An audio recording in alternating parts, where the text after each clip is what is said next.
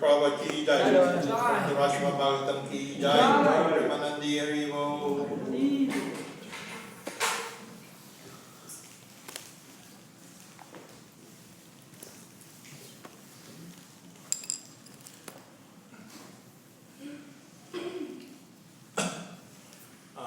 Today is Govardhan Puja, so we talk a little bit about the Govardhan Lila.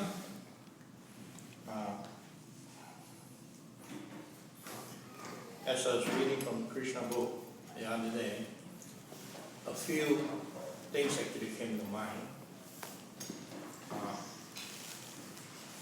See, when Nanda Maharaj and the cowmen, they were preparing a sacrifice, a yajna, for King Indra, because they are from the Vaishya community, so their subsistence is agriculture and cow protection. And as I was driving here, I was listening to a short extract class from Dr. Maharaj that was sent out every day. What's that? He was talking about the protection of cows. Not just about the diet, but also how it's very, very bad karma. And he was explaining that cows is this is their last stage. in the animal life before the next life becoming human beings. Not just any human being, but very elevated human being. So to kill a cow is disrupting their progress, and that's why and they are also so useful because we are providing all the nutrients that human beings need. So that makes it extra more sinful. So the Vaishyas, or the Nanda Maharaj and the cowmen in Vrindavan, they were protecting cows. This was one of their main occupations, to take care of the cows, and also agriculture. And agriculture means it very much depending on the weather and the rain. So that's why every 3 times after harvest, they perform this yajna.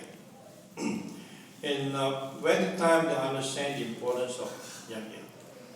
It's just that modern day men, they have not taught how to perform proper yajna.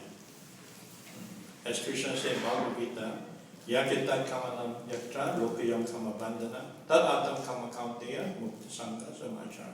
So sacrifice has to be performed.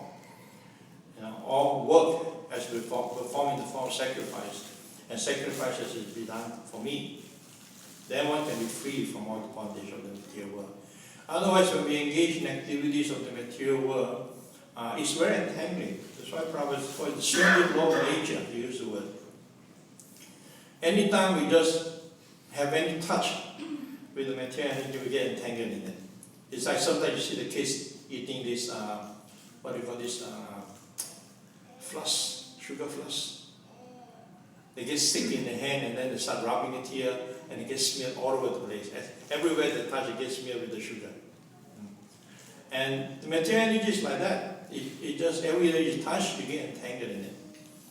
So that's why it's very important to perform yajna, to purify activities.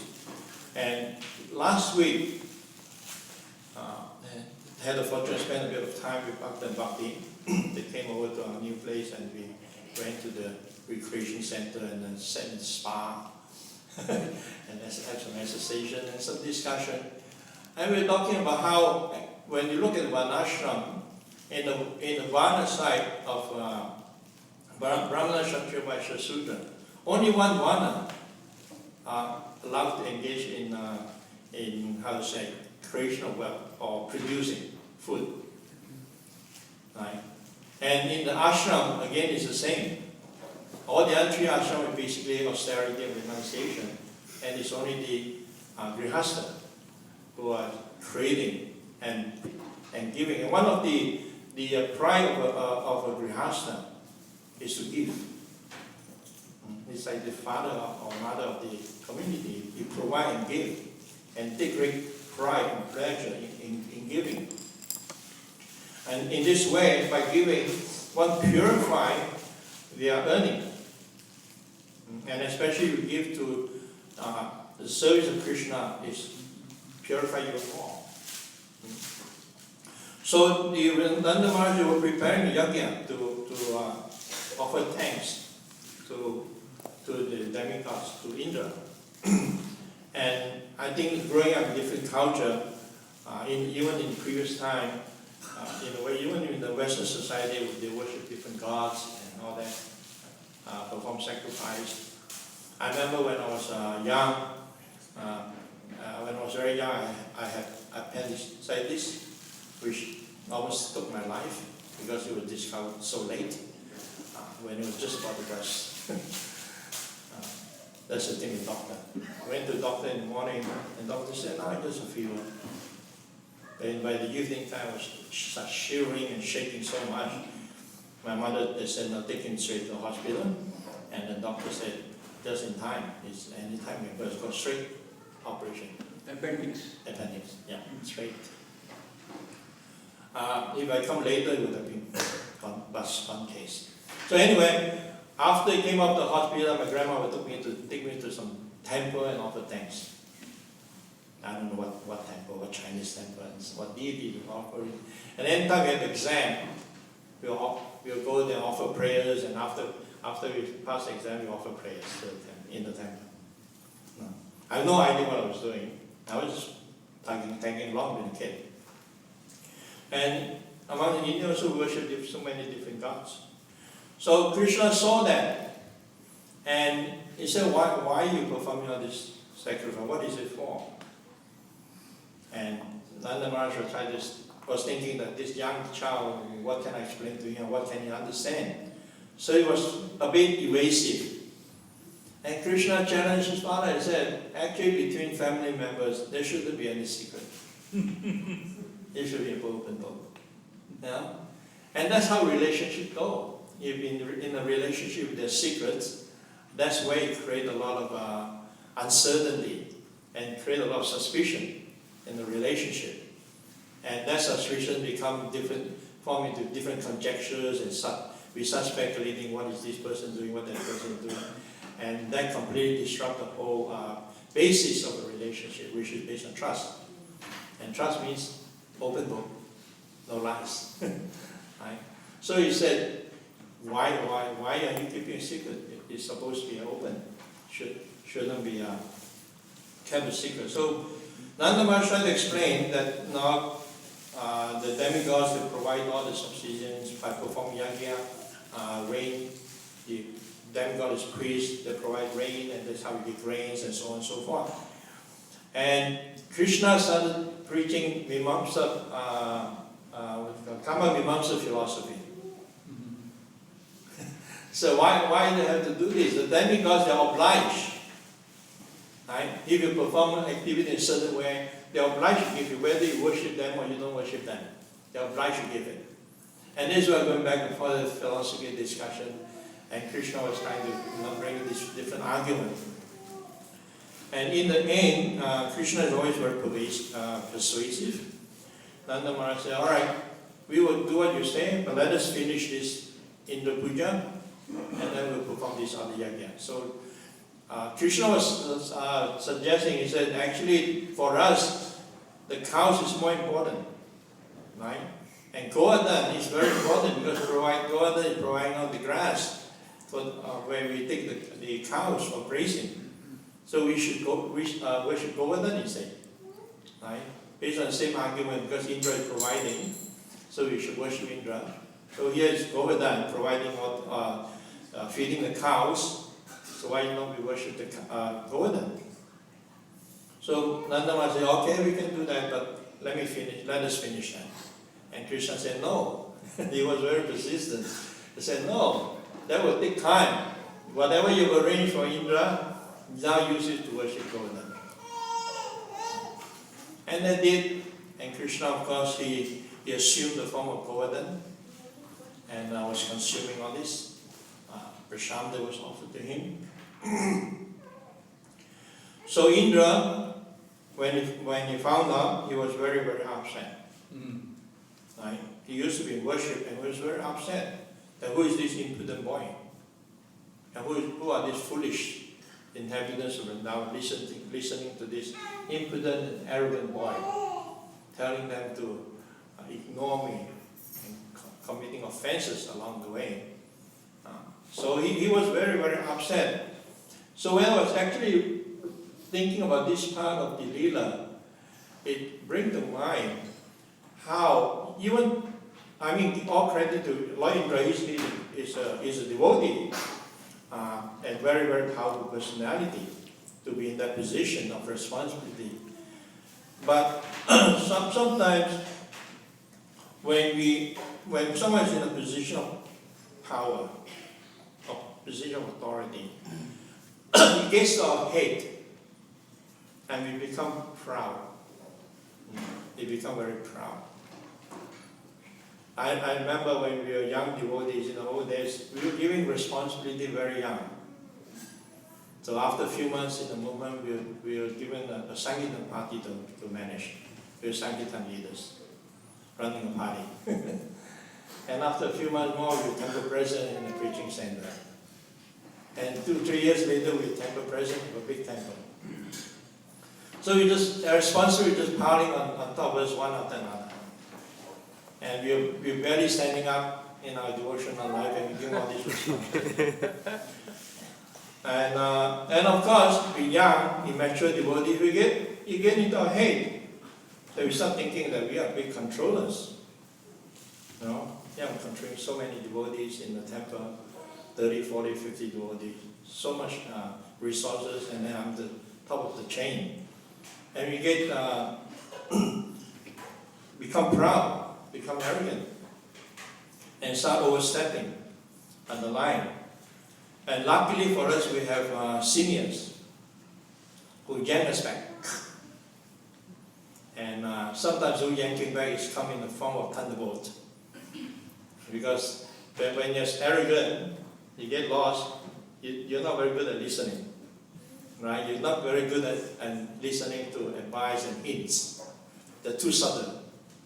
So sometimes it requires some more gross statement. And I've been the recipient of this a couple of times. And when you receive those thunderbolts, you just wish that the floor would just open up and fall you out, and you just want to disappear. And you don't want to show your face. And it's so heavy, right? It's so heavy. So remember, I was moving up the chain so much so that it started becoming like, we were told between me and one other my devotee friend, he said, now you're in charge of the whole Scandinavia, between the two of you, not just one country, it's 3, 4 countries. And we were just devotee for what, 4 years, 5 years? And of course, it gets so big. Got so big that it had to be yanked down, and I was yanked down to the point of sending me off to join the Sankirtan party as a servant of the party. No more big position. Now you just be the servant in the Sankirtan party. So there I was, serving the Sankirtan party, cooking all the breakfast, washing all the pots, and it was so heavy on the fourth people, I tell you, it was so heavy. And I was thinking, man, if this is what I need to go through to survive in Krishna consciousness, I just have to bite the bullet. This is what I have to do. And I remember one time, because and all those devotees, they were younger, right? And the Sankirtan devotees, I trained him up in Sankirtan. He became a Sankirtan leader. So one of the young devotees, I was thinking, who is this senior devotee, and what is he doing, washing all these pots and washing all the plates and everything? So he came to help. And the Sankirtan devotee told him, said, no, he should just wash all the pot, you go and wait. All right.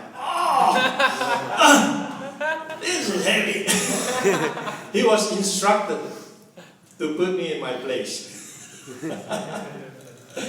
Oh man, I'll tell you, that was so tough. And so he got into his head, he started thinking big, and we find out later how great Krishna brought him down to earth. And this is actually mercy, special mercy. So he called the Samantaka clouds and pouring heavy rain that comes down like columns in Vrindavan.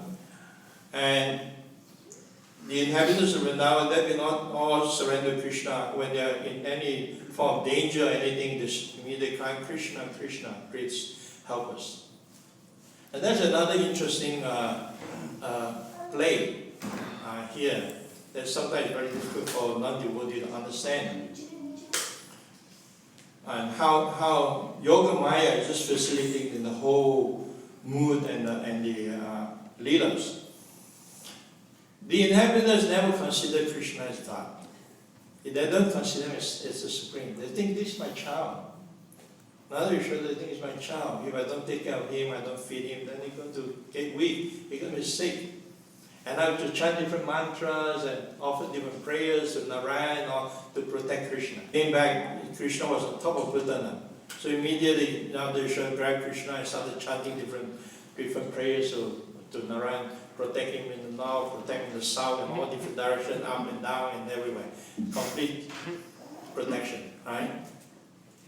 So on one hand, they're thinking, Krishna, my child, is complete tending on me. Then on the other hand, they just, Krishna, Krishna, please help us. Now can say, Krishna, my child, who is going to protect us. So this is very interesting, and you see how the mood of the devotees in Vrindavan. So, of course, Krishna always appeared when the devotee needed his help. And he just picked up Govardhan with his, and hold it up for 7 days with his little pinky. And then the other cowmen were using their stick, thinking they are helping Krishna. So they are thinking they are holding up the Govardhan. So of course after that, Indra came to his senses that maybe this is not just an ordinary body, you know. And this way Krishna taught him a lesson. And actually this is very special mercy. It's special mercy when Krishna takes the trouble to teach us a lesson. It's a special mercy when this Guru teaches a lesson.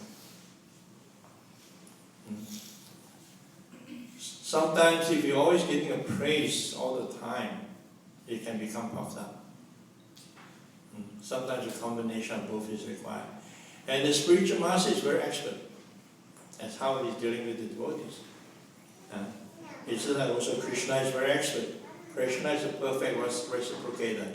He just deals with us exactly the way we need. The problem is that very often we don't understand. And very often when we pray, sometimes we pray for this, we pray for that. And we pray for special mercy. Right? Krishna, I'm fully surrendered to you. Please give me your mercy, give me your mercy. And then we think suddenly the door to Vaikuntha just completely wide open, and aeroplane just waiting for us to jump on board and fly all the way straight. Everything very smooth. But sometimes Krishna wants to show the mercy by putting difficulty. I don't know whether it was here or somewhere else. I remember, I don't know, Prabhupada has a lot of experience in Sankirtan. I remember when on Sankirtan days, some of the days when we pray, when we think that we're chanting around so nicely in the morning, and then we start wondering, today is going to be a really good day.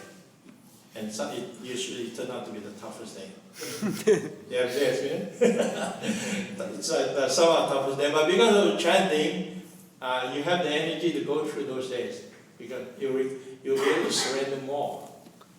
So sometimes Krishna put obstacles in our way to make us surrender more.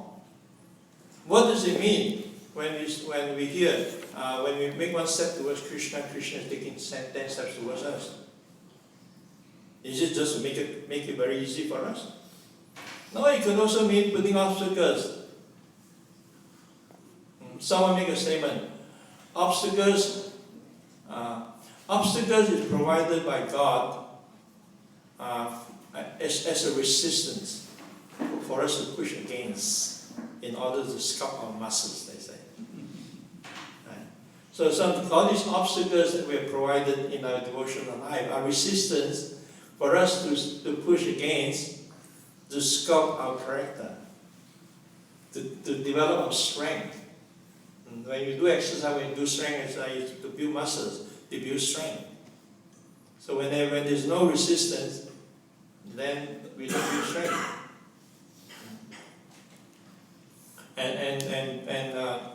And Dharma Maharaj told me, he was quoting Prabhupada. He said, Prabhupada said, there will be tests. You'll be tested.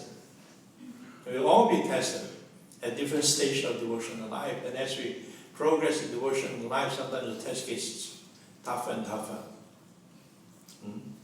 But Krishna also provides the strength to overcome those obstacles if we surrender to him.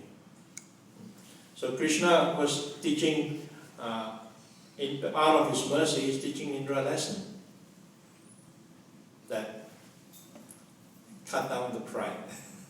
And he realized it. That's why later he came in a secluded place, he offered obeisance to Krishna, offered prayers, and asked for forgiveness.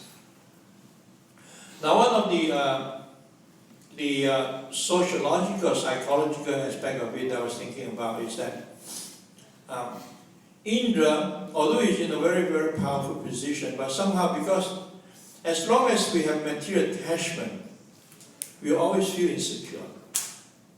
No matter how strong, how powerful you are. Due to the attachment of the opulence, due to the attachment of the position, you always feel that someone's going to come along and take it away from me. You always there's always this feeling of insecurity. And they tend to be a bit very aggressive if they feel threatened. Their authority has been threatened. It's just like if you're pulled off by a policeman or something. You want to exert his authority. If you show respect to authority, then they tend to calm down. Say, okay, this guy is okay. He accepts me as the authority. But if you start challenging them, they take on a very aggressive stance. Ever experienced that? No? Yeah. They start getting very aggressive because their authority has been challenged. So, and it's very actually useful to understand this psychology. That when someone is in a position, offer them the respect that is due to them. Don't challenge them. Go about, and in this way you get to do the things you want to do peacefully. But when challenged, then there will be resistance. And those are not the kind of resistance that you want to create unnecessarily.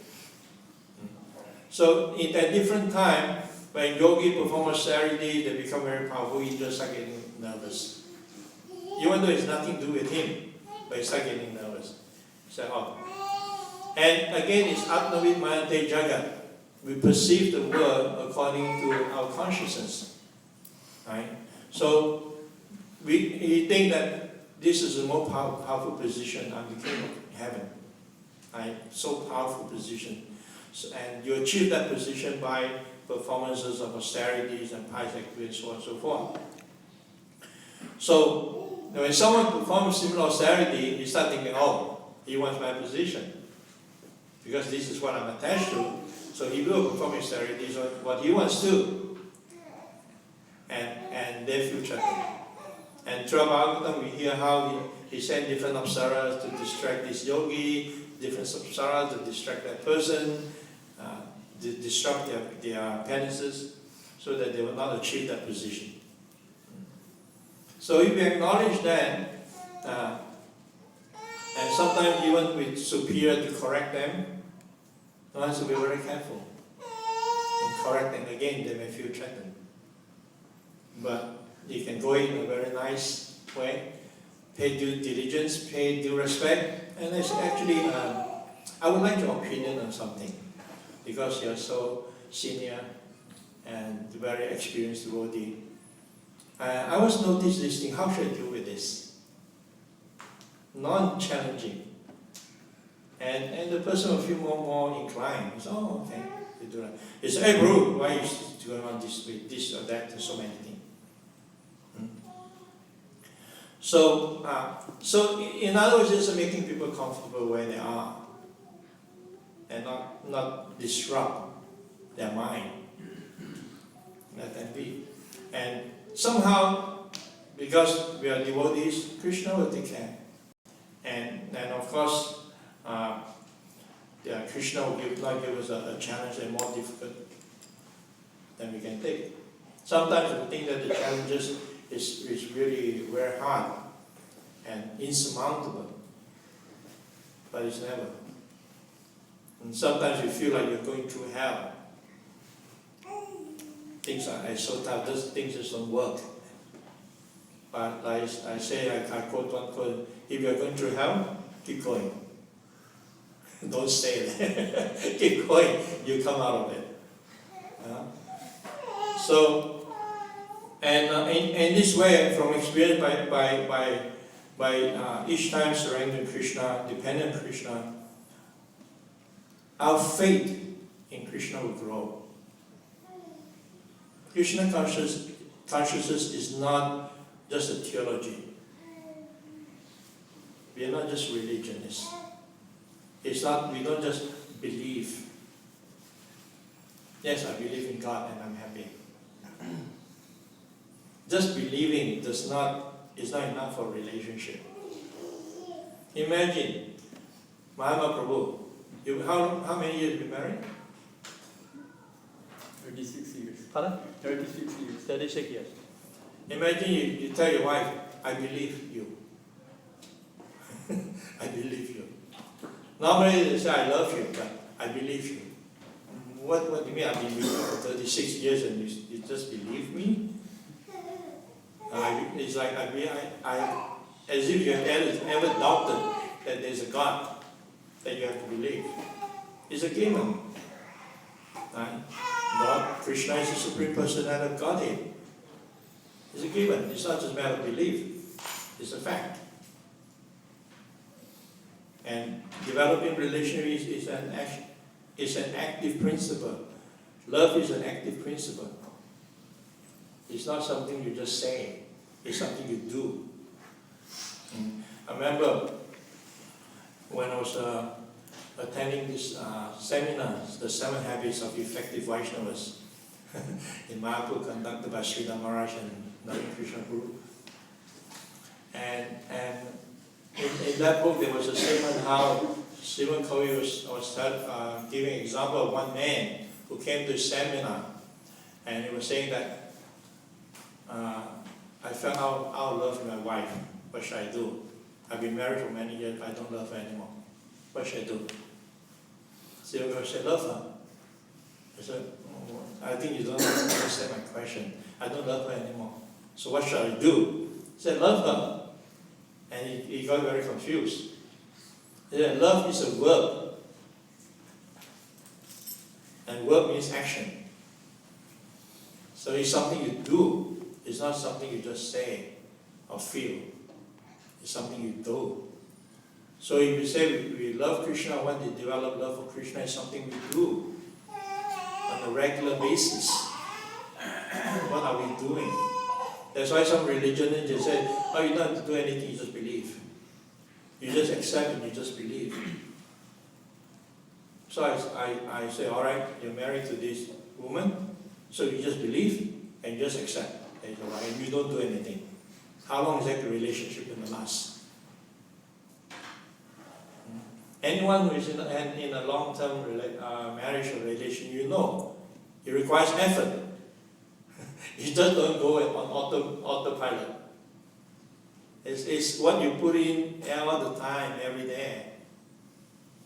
So our relationship with Krishna is something you do every day.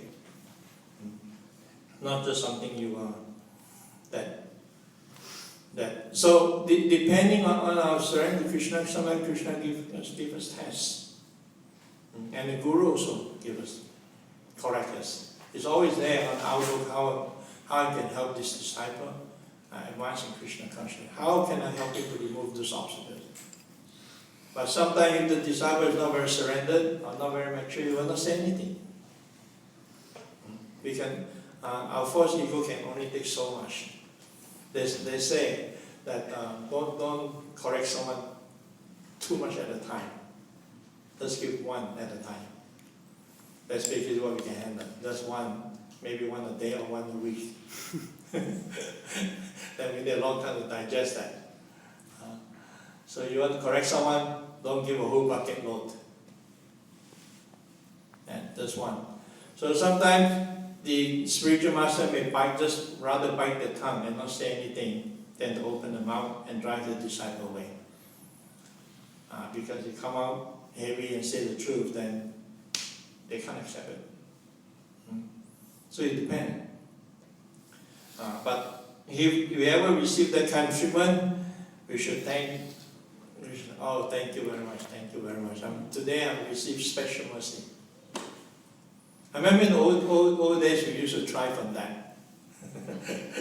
Every time we somehow want to draw those towards us to get stealing smash. And say, today I got special mercy today. So and so gave me special mercy. So that's how Krishna corrected Indra, by showing him that no, you're not the supreme. You may be very, very powerful, but I'm your master. I may appear in the form of a child, but I'm your master. And it's very, very hard for people to understand how God appears as a child. you know, and tell just like we're doing the Dhamma and talking about Krishna's Lila is Dhamma, entire little child, and free up the now Kuvera, Manikriva, and the two sons of Kuvera by pulling down the Arjun tree. For a long devotee, it's very hard to understand. Just on Friday, we went to a Diwali gathering, small gathering, home gathering by this Mataji and a teacher, Mataji from South Africa, Anisha. She's a teacher.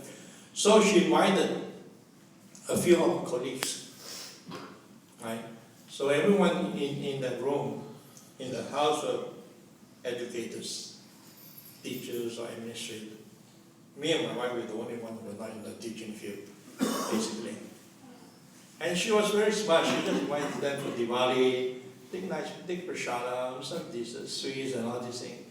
They said, no, then they say, oh, in Diwali, you know, we offer candles. They got everyone sitting around the altar.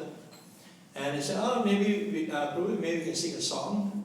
And then we sing rather the Dhamma song, give everyone the song sheet. We sang. And now the singing, he said, okay, maybe let's read the translation. So we passed the translation sheet around, and each one of them were reading one of the verse. And they, oh Vishnu, oh Ananta, and oh Damoda. And individually they're offering prayers in English and calling out the name of Krishna. You know? And some of them were trying to sing along with the Hare Krishna mantra. And then they said, oh, Prabhu, maybe you can explain a little bit about the pastime of this particular. So it's just little by little, going in like, remember we talked about going in like a needle and coming out like a cloud? So then I started talking about Krishna appeared as child, using the example that was there, because they're all parents, all kids lying around. And I said, how, you see these kids, anytime we may be sitting here discussing something, as soon as the child does something, everyone's attention is focused towards the child. Get all the attention. So God is the supreme enjoyer. He wants attention. He wants to be an enjoyer. And so little by little, we're talking about using the example as parents, using examples of being educators, and intertwining it with the Lila a little bit. Not too exoteric, skipping a bit of the exoteric part. And it was very nice, and they all appreciated it. You know? So, how do you come to that? But anyway, I don't have much more time on this. So I'll leave a few minutes if there's any question or comments. Prabhupada will tell us how much struggle in distributing Prabhupada books. You can tell us some. Yeah, every day is a struggle. Dealing with so many materialistic people who are very averse to Krishna consciousness, and it's really smashing for the false ego. But that's good, because it forces you to call out to Krishna, to pray to Krishna, please engage me as your servant in engaging these people. And even if you meet just a few sweet people,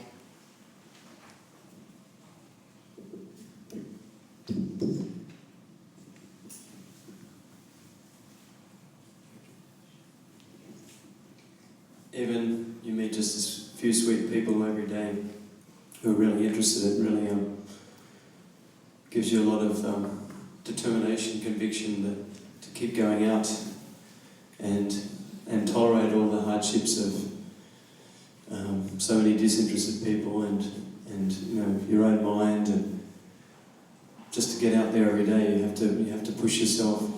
You have to remind yourself of the benefit of giving these transcendental literatures to people. But Krishna reciprocates, you know, and it's wonderful. Bhakti Rishi's wonderful service, because you really put right out there in the battlefield and you're forced to surrender and pray to your Guru Maharaj and Krishna. You know, of course all services are wonderful, but you know, like you can do other service in the temple, but you're not really forced to, call out to Krishna. There's not so much opposition. So it's and it's very purifying, and when people get these translated literatures and you see how happy they are and how thankful they are, then devotees become ecstatic, Sankirtan devotees become ecstatic, and they want to just keep pushing on through all the obstacles.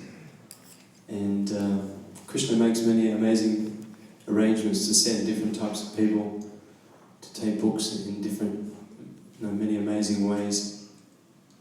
Just like I was reading a story, a devotee in Sydney, dear Lila, he wrote a story on Vijay Prabhu's Sankirtan newsletter, how he's always praying for people to come and take the Bhagavatam set.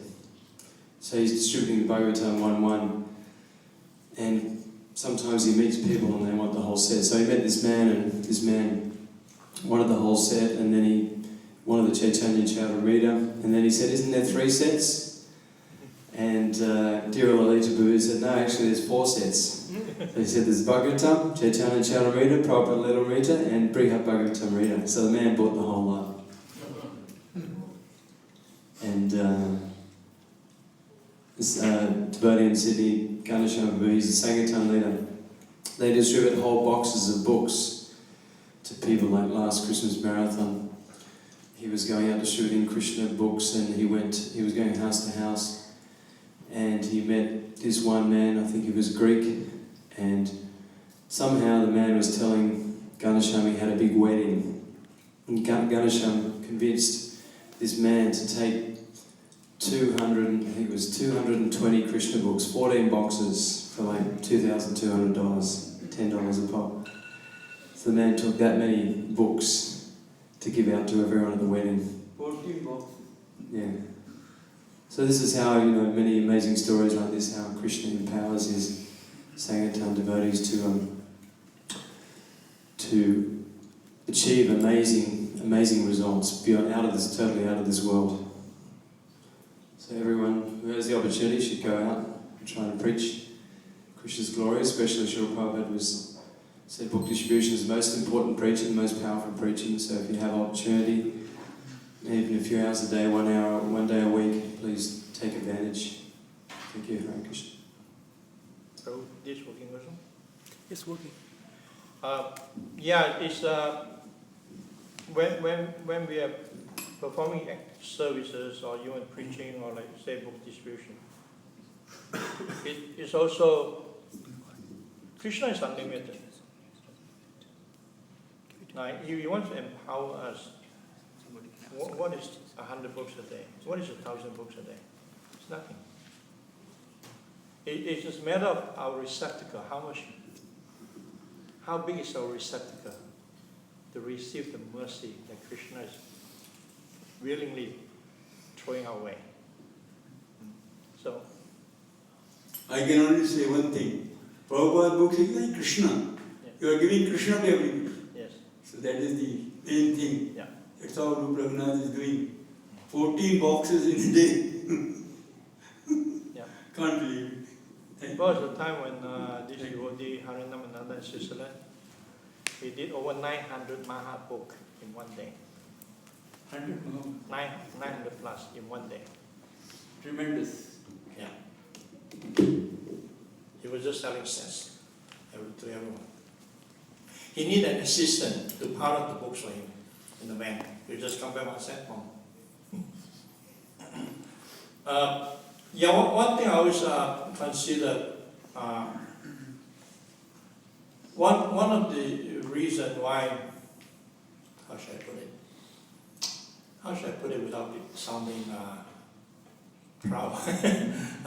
I'm very good at talking to devotees, counseling them, and one of the reason how I developed this ability, if I remember, is from the Sankirtan days. And as Prabhupada was saying, we feel so much challenge. We are always challenged, not just physically. Physically it can be hard, so many hours on the street. Spiritually we are challenged. Emotionally, we are challenged. We go through all ranges of emotions when out on the street, and the mind also. So to be able to stay on Sankirtan and have some level of success on Sankirtan, you really have to be able to preach to yourself. Because there's nobody there to preach you all the time. When your mind go flip-flop and you start having doubts or anything.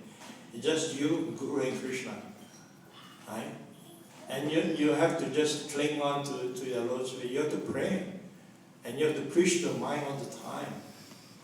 And after a while of doing it relatively successfully, you become pretty expert at calming the mind and overcoming these doubts in your mind. Every day going out is already trying to hold back. So no, just go out and do it. And then you realize when you preach, talk to devotees, they're going through the same stuff that you went through. Same mental problems, same difficulties, same obstacles, and it's nothing really new under the sun. Sometimes people when they admire, the devotee admire, they think, Prabhu, you don't understand. My mind is very unique. It's unique only to me. No. It's all the same. Three modes of material nature. Right? So, and because if you've been in that position of always preaching to your own mind and doing it rather well, you also know how to preach to someone's mind.